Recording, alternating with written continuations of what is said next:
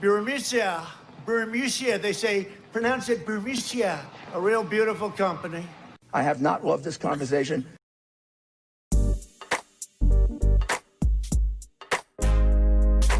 This is an island surrounded by water, big water, ocean water.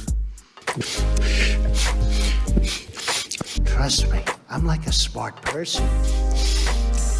I'm very consistent. I'm a very stable genius. I had the best words. Tolerate. I know words. Mike Pounds. I hope they now go and take a look at the oranges of the investigation. But there's no better word than stupid. Anonymous, really anonymous. I'm very highly educated. One of the wettest we've ever seen from the standpoint of water. Had the best words. God bless the United States.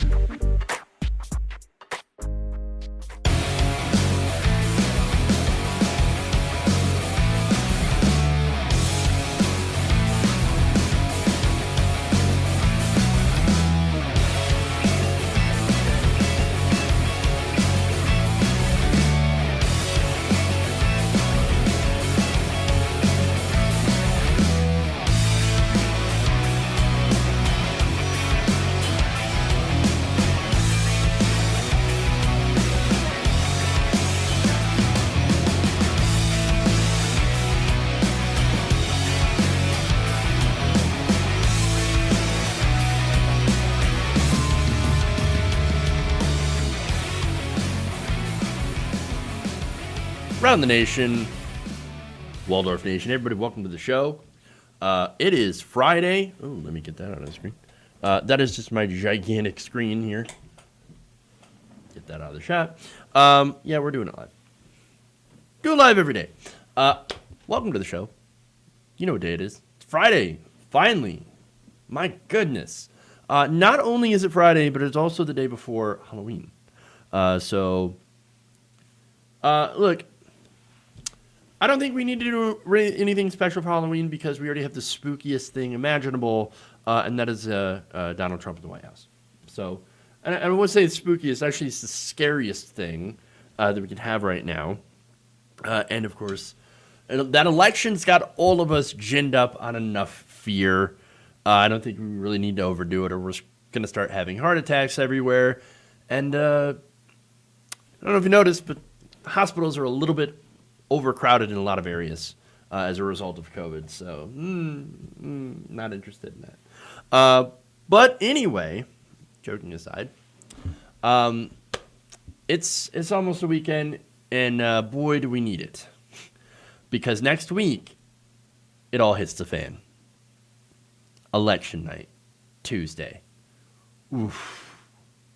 All coming down to a head. I'm a little nervous. I'm a little excited. We'll see what happens next week. We've got the whole weekend to mull over it and think about it and worry about it, all that stuff. So anyway, if you're feeling a little anxiety, understandable.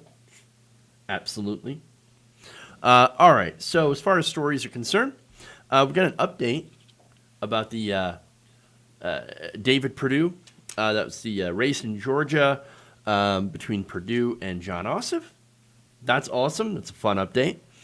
We've got some Hunter Biden stuff to talk about. This is great. Nice little, nice little expose on what's going on there.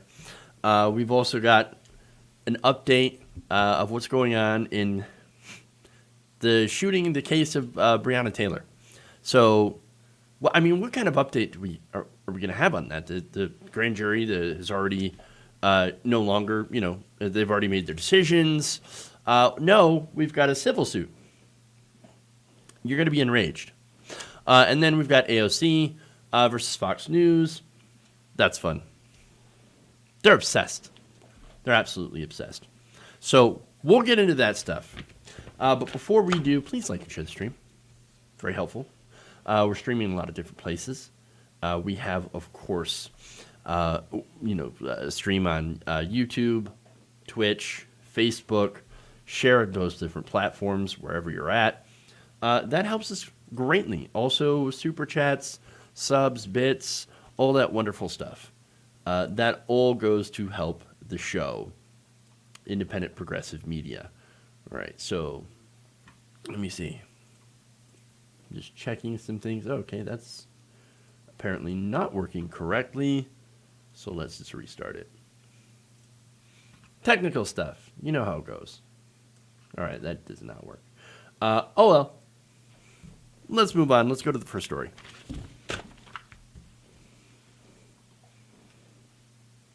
He's Perdue. Get it? It's so bad. All right.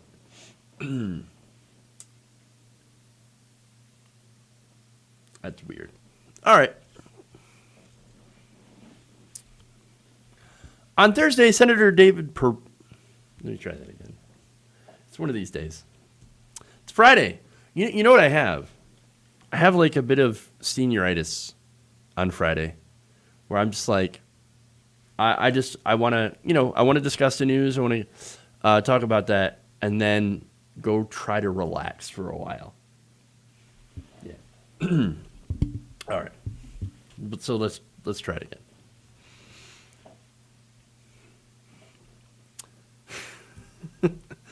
All right. On Thursday, Senator David Perdue decided to withdraw from the third and final debate of his Senate race after a clip went viral of him getting bodied by Jon Ossoff. Take a look. Well, perhaps Senator Perdue would have been able to respond properly to the COVID-19 pandemic if you hadn't been fending off multiple federal investigations for insider trading. It's not just that you're a crook, Senator. It's that you're attacking the health of the people that you represent. All right, and of course that goes on. That video got millions of views. Why? Because it was awesome. Yes, you actually have an example of an establishment Democrat actually being strong for once. And I'm going to get into that. But according to Decision Desk HQ analyst Niles Francis, Perdue, instead of taking part in another debate, will instead travel to Rome, Georgia, at the same time that President Donald Trump will be holding a rally. So that's like a safety blanket right there. For I don't want to debate Jon Ossoff. He's gonna call me a crook again. So he runs into the arms of Daddy. What a beta, cuck, sad, pathetic. Thought these guys were supposed to be tough, but he could not handle being called a crook by one of the most milquetoast Democrats running. Speaking of his opponent, the super milquetoast Democrat Jon Ossoff, he decides to throw a little salt in it. That wound there. Here's what he tweeted. Breaking, Senator Perdue just canceled our final debate. At last night's debate, millions saw that Perdue had no answers when I called him out on his record of blatant corruption, widespread disease, and economic devastation. Whew. Damn. Also adding, by the way, shame on you, Senator. So now, look, this is a good example of what Democrats can actually do if they care. If they actually want to win. They have the ability to do this. They have the ability to win. It's just we don't see it happen enough. Now, political corruption is one of the things that actually unites voters of both parties. At least, should in theory, okay? I know Republican voters always talk about, I don't like the corruption, and then they vote for it. But to be fair, of course, we've got corruption in the Democratic Party too, which is one of the things that I like to find in the show. That said, let me show you some polls. Back in 2018, polling indicated that a huge majority of Americans, about 75%, said cleaning up corruption was very important to them. Actually, one of the most important issues, more important than any of the others that were polled. That includes, like, healthcare. So now, that was 2018. That was before coronavirus, obviously. But to be fair, we have seen the effects of corruption in relation to coronavirus. For example, some of the coronavirus aid. The CARES Act, for example, That was a massive transfer of wealth to the top 1%. That's one of the biggest criticisms I have of the coronavirus aid package. And while it helped a lot of people, millions of people, through provisions like a $600 a week federal unemployment benefit, as well as the one-time stimulus check, which should have been a lot more and should have been ongoing. But again, I've talked about the problems with the stimulus check before. I don't really want to rehash all of it. But the whole point is there were some things for regular people, but most of it was a corporate giveaway. There were tons of corporate giveaways in it. For example, defense contractors, big corporations, they got most of the aid that they said would be targeted towards small businesses. And you've had tens of thousands of small businesses that have ended up closing as a result of coronavirus. You also had, for example, money that was supposed to go to COVID relief given to the Pentagon, but they spent it on defense contractors building things like jet engines.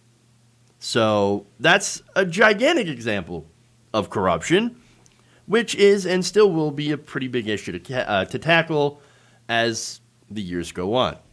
In a Trump administration or a Biden administration, there's a lot of corruption. What Ossoff is doing, though, politically is pretty smart. He's running an anti-corruption campaign, like a lot of Democrats did in 2018 when they swept into the House. And what Donald Trump did, to give him credit, in 2016 when he said, drain the swamp. Obviously, he did not drain the swamp. He made the swamp bigger because he's essentially a swamp monster. And if, I don't know, maybe to be fair, he says, well, I'll drain the swamp. I'm going to drain the swamp by hiring it and letting it fire itself or get itself put in prison. I don't know, whatever your perspective is on that one. But anyway, look, as far as being anti-corruption, that's a populist move. It is popular. That's why we call it populist. And Ossoff was smart enough to try to use that to be able to see that, especially since you had allegations of insider trading that involved Senator Perdue. In fact, on January 24, 2020, the Senate Committees on Health and Foreign Relations held a meeting with only senators present to brief them about COVID-19 and how it could affect the United States. Following the meeting, Senator Kenny Loeffler and her husband, Jeffrey Sprecher, chairman of the New York Stock Exchange, made 27 transactions to sell stock worth between $1,275,000 and $3,100,000 in two transactions to buy stock in Citrix Systems, which is, of course, a company that does online telecommunications, which saw an increase following the stock market crash. Senator Perdue also made his own transactions, about a series of 112, with stocks that sold of around $824,000 in value and bought stocks worth $1.8 million, including stocks in DuPont worth $185,000. DuPont, by the way, is a company that makes PPE, and that just happened to happen on the same day as the Senate briefing up to March 2nd. Another person involved, of course, was Richard Burr. Senator Burr, chair of the Senate Intelligence Committee, stated in an op-ed on how the government could respond to coronavirus, saying this, quote, "Luckily, we have a framework in place that has put us in a better position than any other country to respond to a public threat like coronavirus." That aged very poorly. Look, the United States is not doing well when it comes to coronavirus. We've talked about that a lot. I'm not saying that we're the worst in the world when dealing with COVID, but we're not number one. We're certainly not the best. We're doing fairly badly. Burr and his wife sold about between $628,000 to $1.7 million worth of stocks bought through 33 transactions. And on February 27th, Burr stated this was at a private fundraiser. It's a private luncheon, not a fundraiser. That he said, quote, "I can tell you this, it is much more aggressive in its transmission than anything we have seen in recent history." So that's Senator Richard Burr. And so that's all involved when you want to talk about corruption. That is a great example where you have senators that are doing insider trading. They know this information the American people do not know, and the first thing they moved to do was to protect their own stock portfolios, to protect their own assets. John Ossoff is really smart to be able to point that out and talk about that, as David Perdue was involved. And by the way, that corruption was so bad that even Tucker Carlson called on Richard Burr to resign. He actually agreed with Alexandria Ocasio-Cortez on that. But the lesson here is calling out corruption is popular. And you know what's also more popular? Doing something about corruption. So now if John Ossoff does end up getting into power, what is he going to do about corruption going forward? I don't know. If he wins, I suppose we try to hold his feet to the fire, just like we should with all of our elected officials. And if they don't, well, then we should try to replace them with people who are not corrupt. As for Perdue, sad baby bitch. Running back to Donald Trump after getting bodied is just hilarious and epic. Oh, that mean Democrat. I can't debate him. I can't debate him. You have no answers. Terrible. Pathetic. Sad. All right.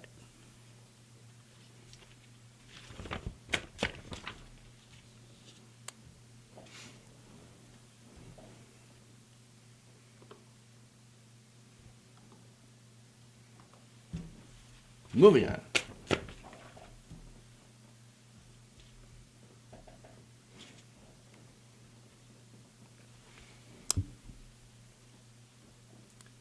Right-wing media has been lit on fire about Hunter Biden. So now there's a lot involved here. The right wing has been constantly coming up with things, throwing everything against the wall in order to attack Joe Biden through Hunter Biden, who has done himself some shady things, I can admit. But nonetheless, nothing that seems to be illegal and nothing that can really tie him back to his father. That said, there's a conspiracy that involves millions of dollars in China, Joe Biden's father, and even possible ties to the Chinese communist government.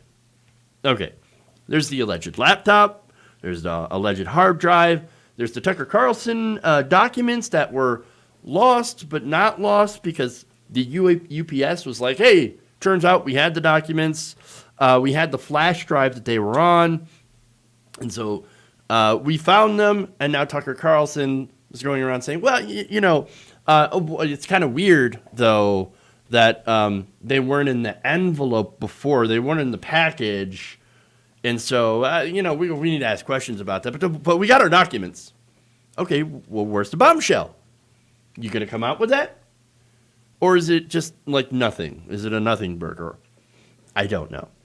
But already he seems to be saying, we should lay off Hunter Biden. There's some personal stuff in these documents that we just don't want to release out there.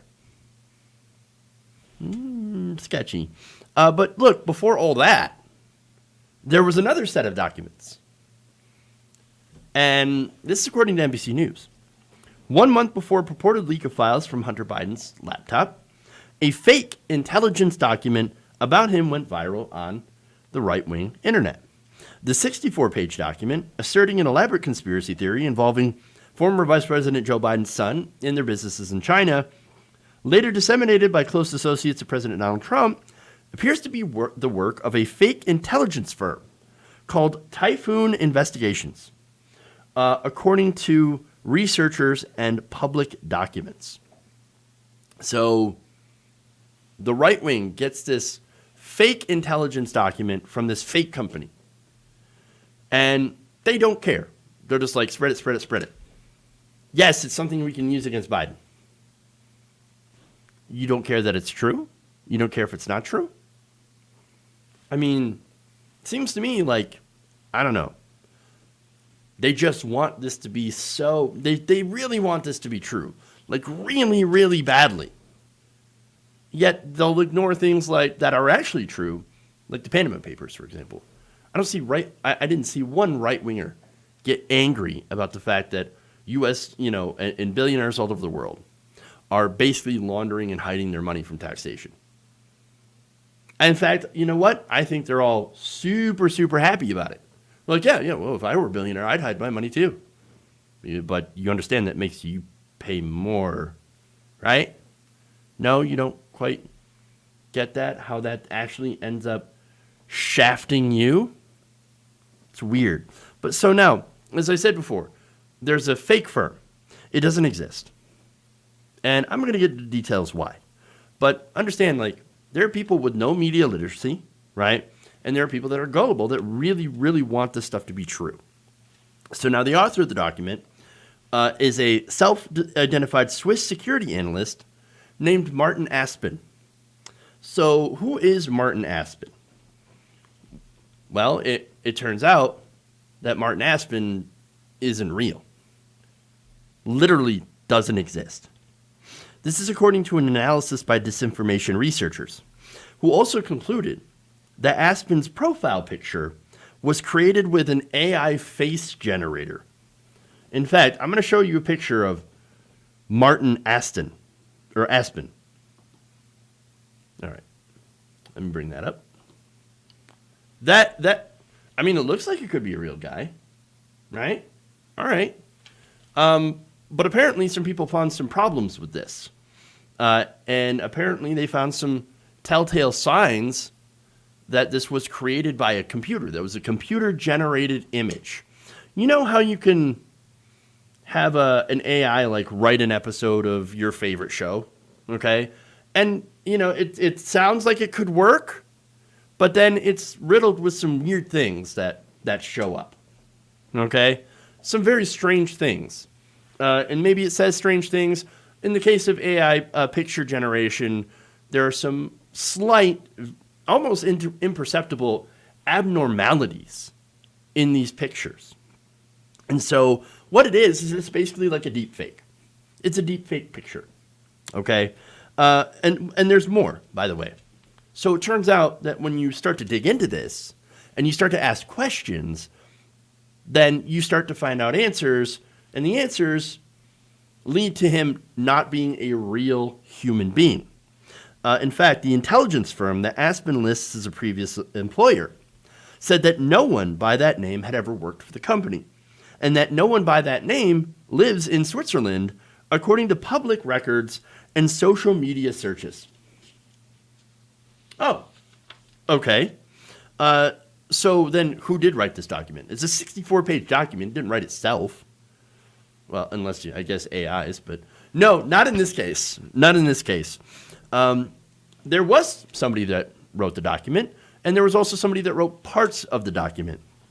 And that person is a blogger and professor named Christopher Balding, who basically said, well, I wrote part of it, yes. Now, that's after originally saying, this document is completely legit and I'm going to protect my sources. But when you ask him about it, he said, no, you're right. Mr. Aspen does not exist. He's not a real person. And of course, Typhoon Investigations also does not exist. Yet,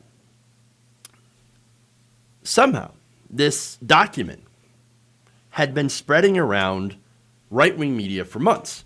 Actually, it was first posted in September to something called Intelligence Quarterly, which is an anonymous blog, which does exist. Now, historical domain records showed the blog was registered to a man named Albert Marco, a self-described political and economic advisor, who also lists the blog on his Twitter bio. When asked about the provenance of the document, Marco said, I received it from Mr. Balding.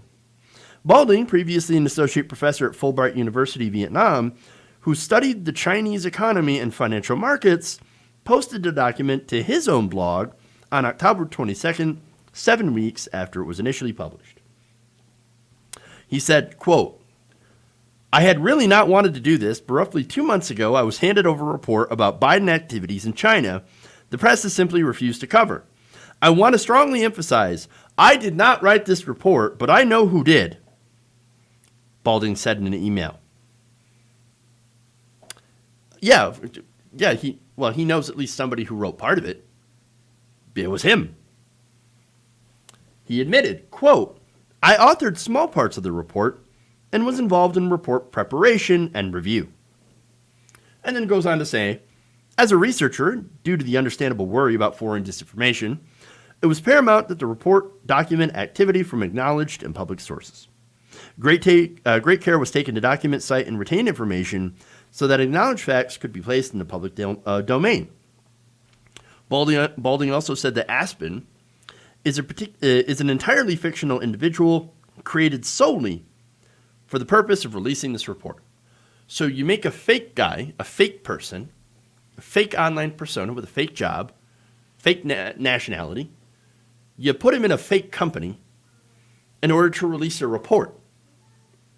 Why would you do that unless the whole thing is a fake? It doesn't make any sense. It just doesn't make any sense. He also said that the document was commissioned by Apple Daily.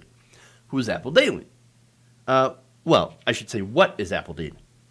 Well, that is a Hong Kong-based tabloid that is frequently critical of the Chinese government. A spokesperson for Apple Daily confirmed that it had worked with Balding on the document. So now look, if you're critical of the Chinese government, that's totally fine. I'm critical of the Chinese government. They do human rights abuses. They have a vastly unequal society when it comes to economics. They regularly allow their people to get exploited by foreign corporations and exploit them themselves. And so, yeah, there's some serious problems with China. Okay? And so if you want to criticize them, that's 100% fine. But, like, trying to tie Joe Biden to China when there's not really that many, any ties, it seems rather strange and super, super political. All right? Now, in addition to posting the document to his blog, Balding also promoted it in conservative media, appearing on Steve Bannon's podcast and on China Unscripted, a podcast produced by the Epoch Times, a pro-Trump media outlet opposed to the Chinese government. It was also posted on the forum 8kun by the person that's supposedly Q. So that's the Q guy that's supposed to be in the government. That's all QAnon. So now it's going all around QAnon. And so it even reached as far as Newt Gingrich, who shared it with his followers. But again, you have this being pushed by a fake company, and you can't necessarily verify what's in these reports, what's in this document, because it seems like old conspiracy. Now, the profile picture, as they said, showed signs of being a computer-generated image. So let's go back to that, right? So there's Mr. Aspen. One, experts looked at his face. Apparently, the eyes are a little bit off. You also, the fact that Aspen's Facebook page was created back in August, featured only 2 pictures, both from his quote-unquote new house, which were tracked back to reviews on the travel site TripAdvisor. You even had the logo for Typhoon Investigations being lifted from a Taiwanese fact-checking center, which is, ironically, a digital literacy nonprofit group. Aspen also claimed on his LinkedIn profile to have worked for a company called Swiss Security Solutions from 2016 to 2020. Swiss Security Solutions denied having ever employed anyone by that name, and it said that it found fake accounts for 2 other people pretending to have worked for the company. Martin Aspen was never a freelancer or worker for the Swiss Security Solutions. We do not know this person.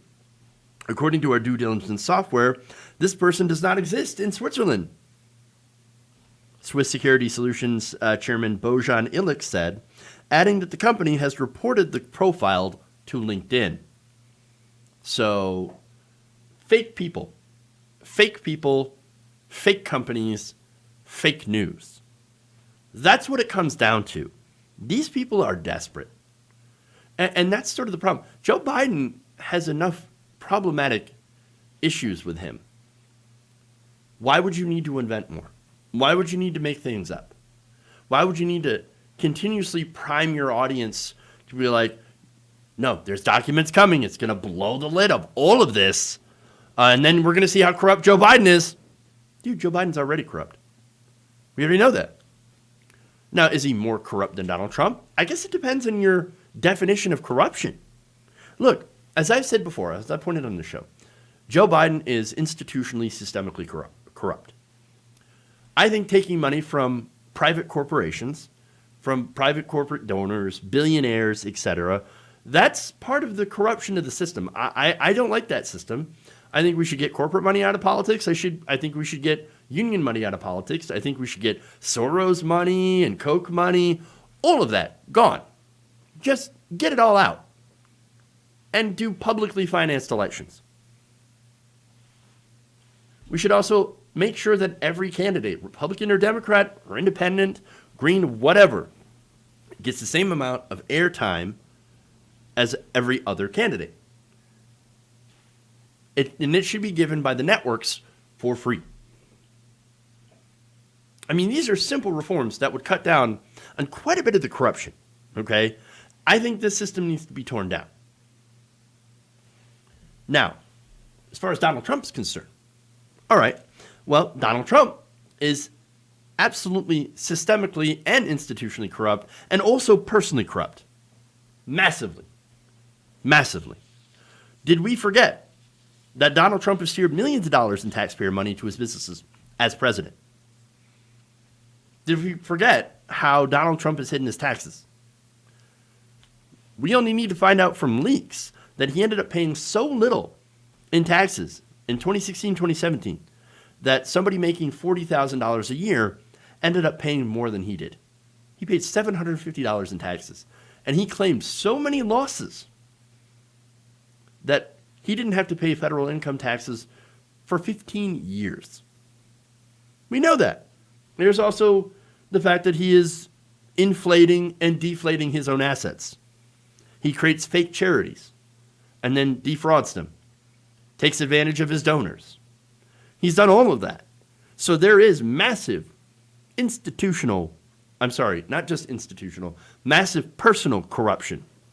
And the cherry on top, by the way, is Donald Trump has a secret Chinese bank account they found as well. And look, he's also gotten money from China. Now, he'll go out there and say, I received no money from China. Only Joe Biden has gotten money from China. No, he's gotten money from China. In fact, he's bragged about it. He actually collected an estimated $5.4 million, according to a Forbes analysis. I know those liberals over at Forbes, from a lease agreement involving a Chinese state-owned bank that rented in Trump Tower. This is the Industrial and Commercial Bank of China that signed a lease for space in 2008. Now, that's, of course, way before Donald Trump became president, but all the way up to 2015, when Trump started running for president, he was bragging about having the National Bank of China lease a space in his building. I mean, here, they pay about $1.9 million in annual rent. So that's money that goes into Donald Trump's pocket. He told 3 Forbes reporters, quote, I'll show you the Industrial Bank of China. I have the best tenants in the world in this building.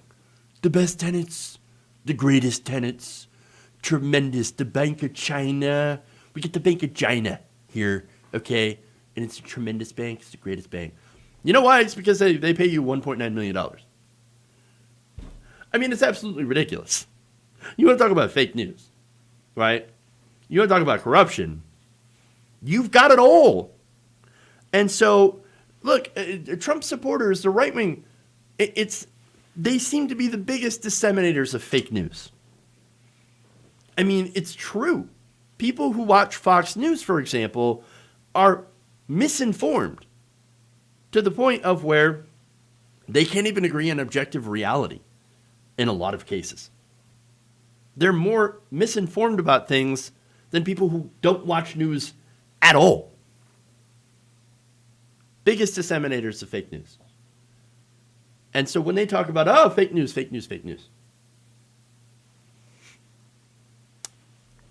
it's projection. It's always projection, this. Trump himself, by the way, again, incredible hypocrite on China. I don't have any problem with criticizing China for the things that they do wrong. Absolutely. I'm super open to that. Human rights abuses again. But what Donald Trump is doing is that he is trying to basically, because what it is that China is basically the rights version of Russiagate at this point. It's true. It's true. I see parallels. Though China is controlling Joe Biden, doing everything he does. And then, of course, you got, blue check Twitter and establishment politicians talking about, I don't know why I did the Trump there, but Russia is controlling Donald Trump. Well, China is controlling Joe Biden. It's stupid. How about, none of that is actually happening? Yes, does Donald Trump have ties to both Russia and China financially? Yes, and that can create a conflict of interest. Does Joe Biden, does Hunter Biden have some questionable things? Gotten questionable money from like Burisma? Yes, it's true. And it looked really dumb. But come on, man. Can we actually talk about policy for once? Can we actually talk about what they're going to do for the American people when they get elected? We've already seen what Donald Trump does. And he's only helped the rich massively. So now what about Joe Biden? Is he also going to help the rich? Well, the answer is likely yes. But, how much? And will he actually help regular people? That should be the question. That should be the discussion in this election season. Instead, we're out here debunking ridiculous conspiracy theories involving people that literally don't exist. If you don't think that there's a problem with this conversation, I don't know if I can help you. All right. Look, I'm going to take a quick break. We're going to come back. We got the Breonna Taylor stuff. You don't want to miss that. That is infuriating. So we'll do that. We'll come back and also do the AOC story and round out the week. So give me a couple of minutes, and we'll be back. Round the Nation.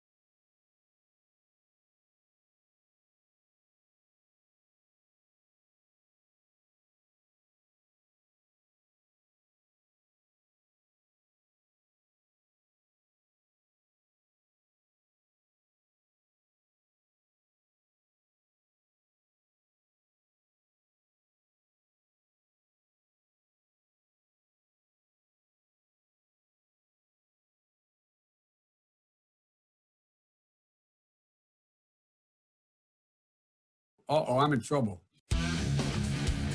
It's like a shark, NATO, except with poop. Tolerate.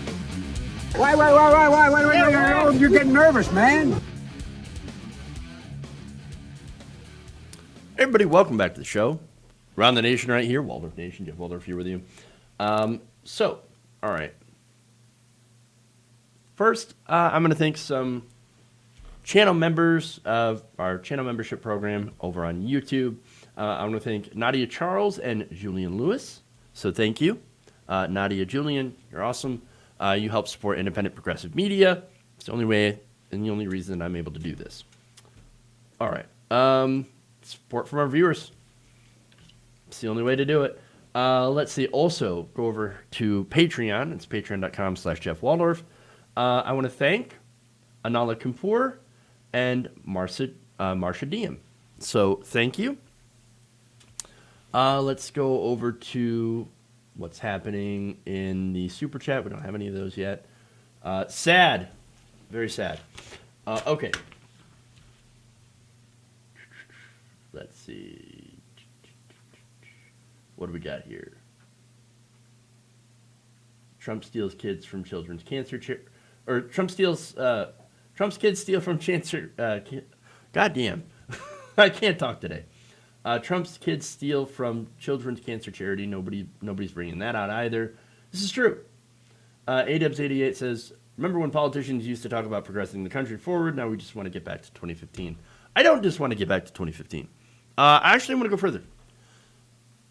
I know, like, a lot of the blue check libs are talking about that. I don't. I mean, that's really like a springboard. We go from back to 2015, and then we go forward. We push and replace people that don't, that won't go our way. Let's see.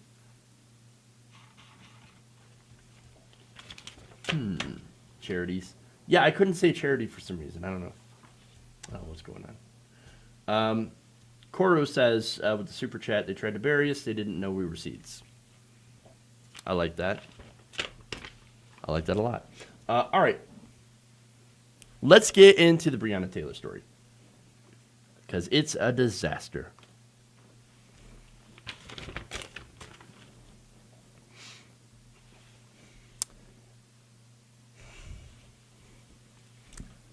There's a new development around the case of Breonna Taylor. It looks like one of the officers involved is now in a new lawsuit.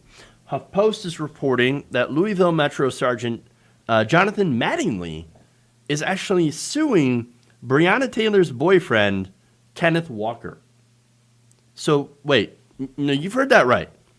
It is the officer, Mattingly, that is suing Kenneth Walker, and technically it's a countersuit. And so now, it's amazing.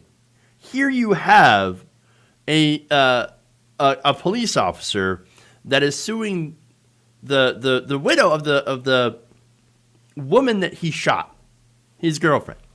I mean, it's crazy. Now, the lawsuit, Mattingly claims that Walker's actions, when he defended himself, he and two other officers broke into Taylor's apartment and shot her, caused him, quote, emotional distress. Oh, are you emotionally distressed, Mr. Police Officer that broke in and shot someone? Really? Are you supposed to be a tough guy? You're supposed to be this badass police officer, right? But now you've got emotional distress. Oh, I can't believe it. Now, well, I guess apparently him being shot by Kenneth Walker in the leg, by the way, that's what caused him emotional distress. So what happened is, of course, he bursts in. He and the other police officers burst in with a battering ram. Walker fires in self-defense, striking Mattingly in the leg. Mattingly returns fire, as well as the other police officers. They shot over 24 times, a lot of which goes into the wall, some of which go into Breonna Taylor. She bleeds out. She dies on the floor. This guy, this police officer who was involved in that, says, well, now I've got severe trauma, mental anguish, and emotional distress not from the whole thing that played out, not the way that it played out, like the fact that oh man, I feel really horrible that I shot this woman for basically no reason. There were no drugs in the apartment. They didn't find any contraband. They didn't find any evidence that she was running drugs with her ex-boyfriend. In fact, Kenneth Walker was afraid that it was the ex-boyfriend that showed up and was looking to defend himself. And so that's not what happened. It was plainclothes police officers, to which most of the witnesses said they did not announce themselves as police officers. Bust in, he defends himself with his Second Amendment right. He's a legal gun owner, okay, concealed carry, all that. Didn't know it was police officers, so he fired. Ironically, he did the Joe Biden thing, shot him in the leg. And this guy has the audacity to sue Kenneth Walker. It's outrageous. In fact, here's what their lawyer is saying. Quote, Walker's conduct in shooting Mattingly was outrageous, intolerable, and offends all accepted standards of decency and morality. What are you talking about, dude? What the fuck? You broke into an apartment and killed his girlfriend right in front of him based on a faulty warrant, which was first like a no-knock raid, and then later on it was changed from a knock raid to where they're supposed to go and announce themselves, and it gets really involved, and it gets complicated. But basically, after that happened, after you shot and killed his girlfriend, you then arrested him and tried to charge him with assault and attempted murder of a police officer, and when that didn't work, you then sued him. Garbage person. What an absolute garbage person. Mattingly's attorney, Kent Wicker, also told the Courier-Journal in a statement that his client is, quote, entitled to and should use the legal process to seek a remedy for the injury that Walker has caused him. That's insanity. What? No, okay. So now, Walker's attorney, Steve Romanis, dismissed the lawsuit. Here's what he said. Quote, this is the latest in a cycle of police aggression, deflection and responsibility, and obstruction of the facts in what is an obvious cover-up. You know what the most frustrating thing is about this, though? The silence from Second Amendment supporters. Apparently, the right to defend yourself does not apply to black people. And yet, ultimately, those same people end up hurting their cause when they allow the police officers to do this kind of thing.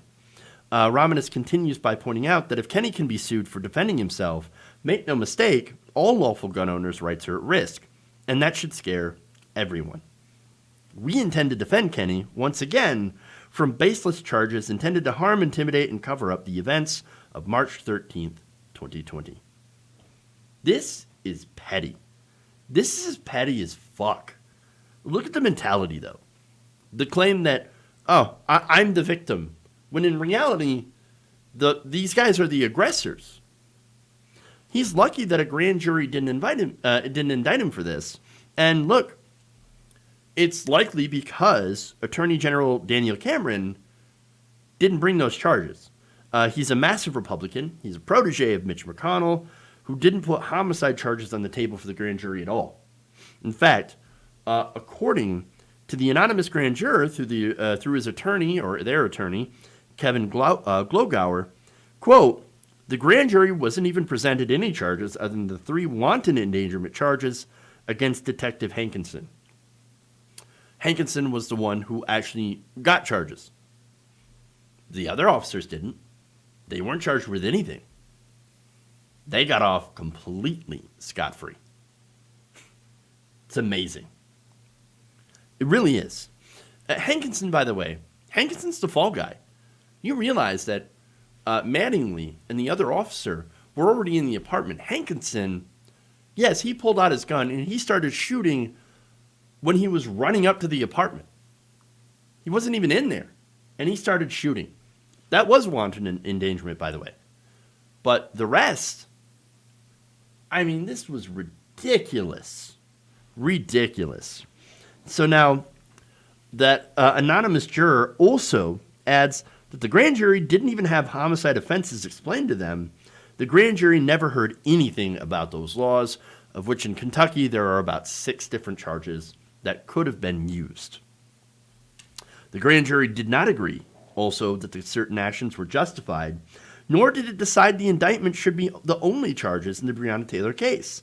The grand jury was not given the opportunity to deliberate on those charges and deliberated only what was presented to them. I cannot speak for the other jurors, but I can help the truth be told. And of course, that's why they called it a cover-up. The entire case was an absolute complete miscarriage of justice. There was no justice here. The entire case and the fallout exposes so much about what's wrong with our criminal justice system.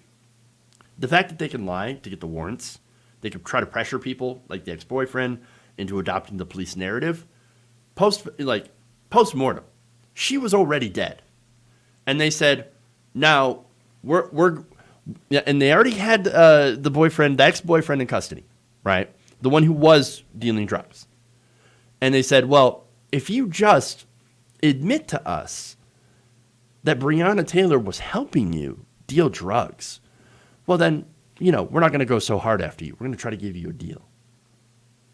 That was after her body was cold. It's pretty obvious what they were trying to do. So obvious. I mean, and now, even with all of that fuckery, one of these officers is deciding to countersue for what he calls mental distress. It's insane. Absolute effing garbage.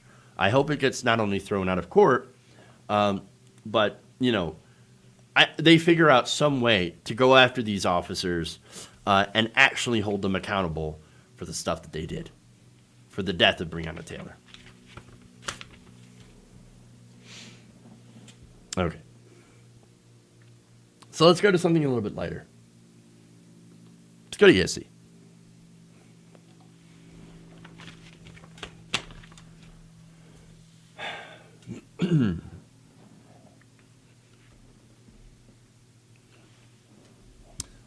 Republicans can't stop being obsessed with Alexandria Ocasio-Cortez, especially with the kind of stuff that she wears, which is weird, but okay.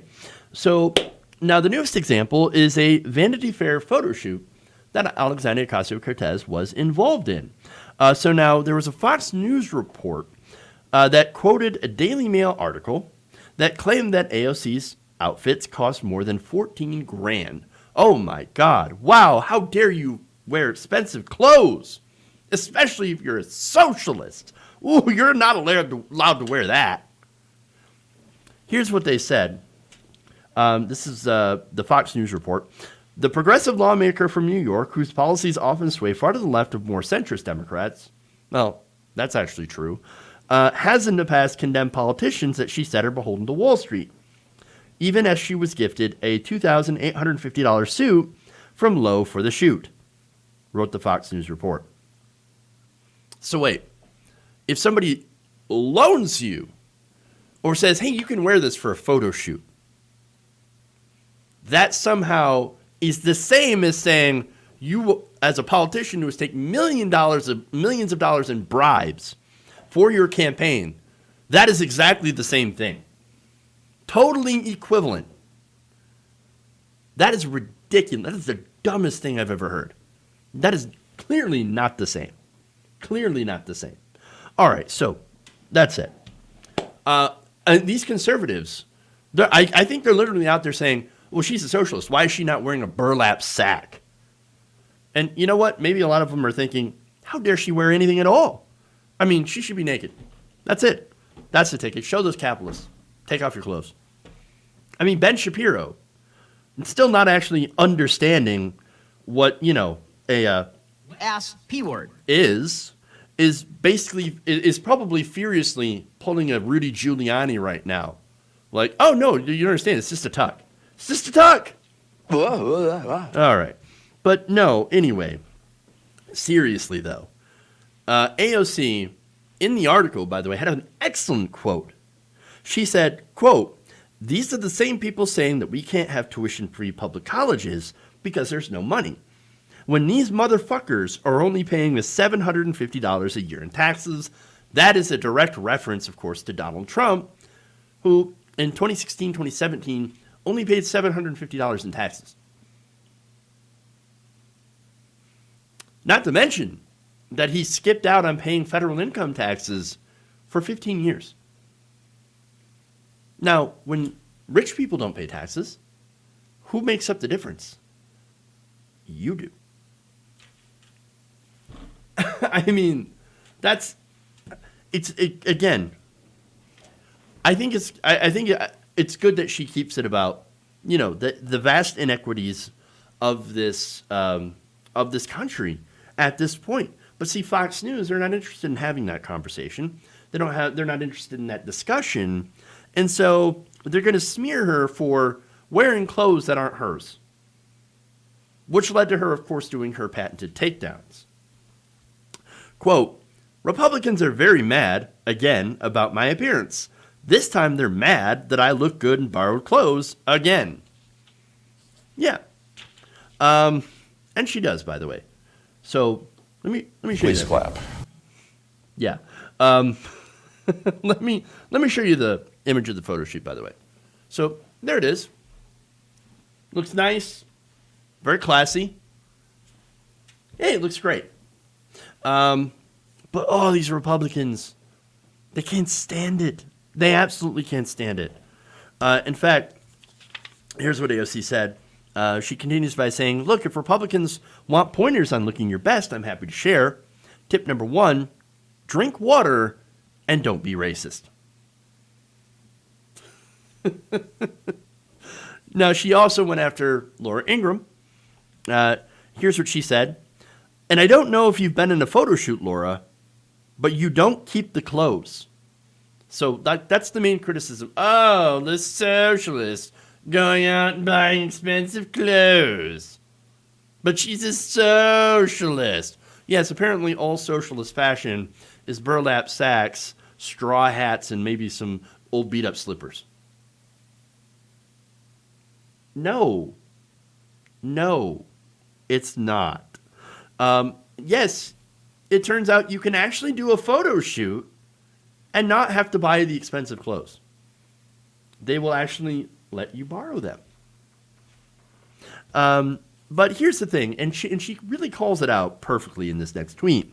She wrote, the whole she wore clothes in a magazine, let's pretend they're hers gimmick, is a classic Republican strategy of let's willfully act stupid, and if the public doesn't take our performative stupidity seriously, then we'll claim bias. GOP, get yourselves together. It's sad. And it is. It's basically a meme at this point. I mean, of course they're smart enough to know. And here's the thing, right? So Republicans, on the one hand, try to claim, we are for the regular people. And then they'll also dump on AOC for being a bartender, for having a working class job before she became a congresswoman. And so they're both elitist. At one point, they're elitists. And at the same time, they also try to be, we're for the people. And I can't believe that this so-called socialist would wear expensive, fancy clothes. Oh, can you believe it? Can you believe it? I mean, again, it's that meme of, we should improve society somewhat.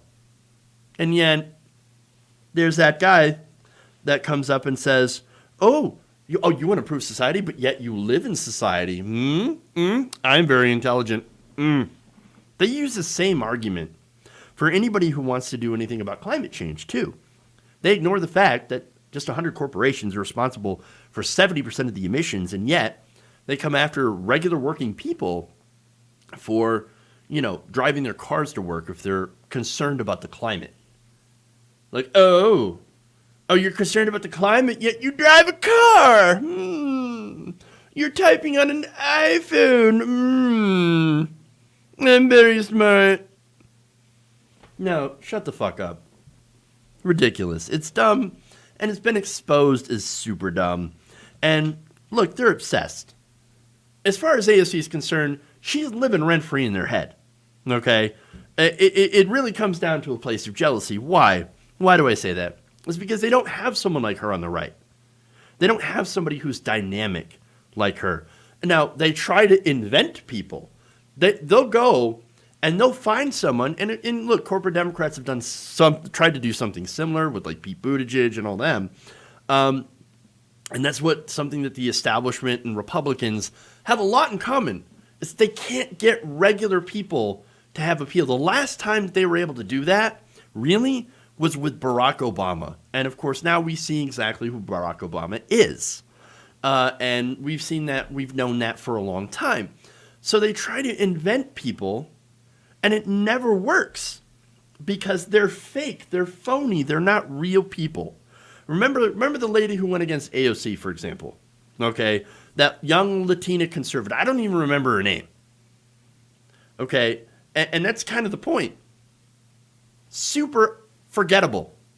So somebody who was already fantastically wealthy that moved to the district to try to challenge AOC. And they even tried to give her a moniker like that to shorten her name. Didn't catch on, not at all. And they fail because they don't understand AOC's appeal. What is the appeal? That she is a young working class person who supports the same policy that we do. At the end of the day, it's not about the person. It's the same thing with Bernie Sanders. Bernie Sanders is about the policy. It's not about the person. Republicans and corporate Democrats try to create fake cults of personality. And they fail because they don't understand that the reason that young people, especially like these politicians, like these people, is because they aren't just politicians. They are regular working people. They have that background. And most importantly, they back the policies that will make regular working people's lives better.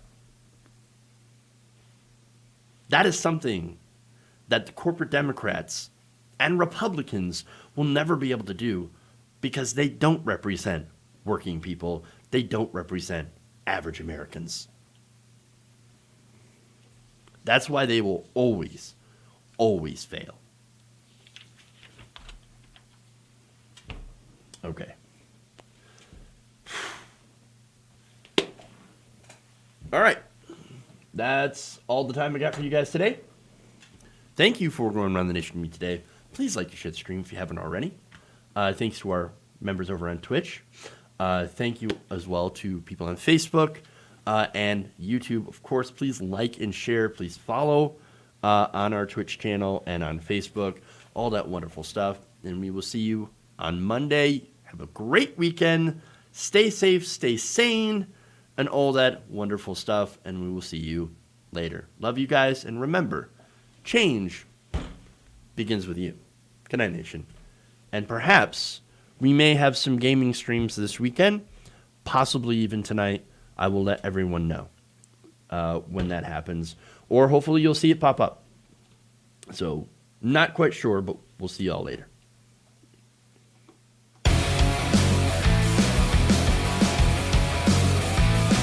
Please clap.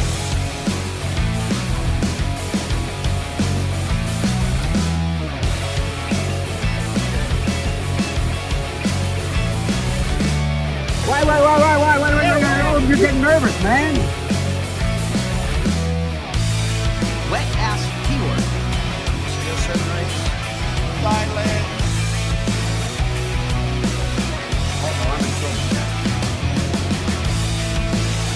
Swing shark. NATO accepted.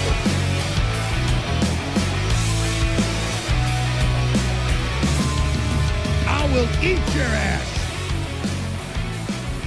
Give me a break.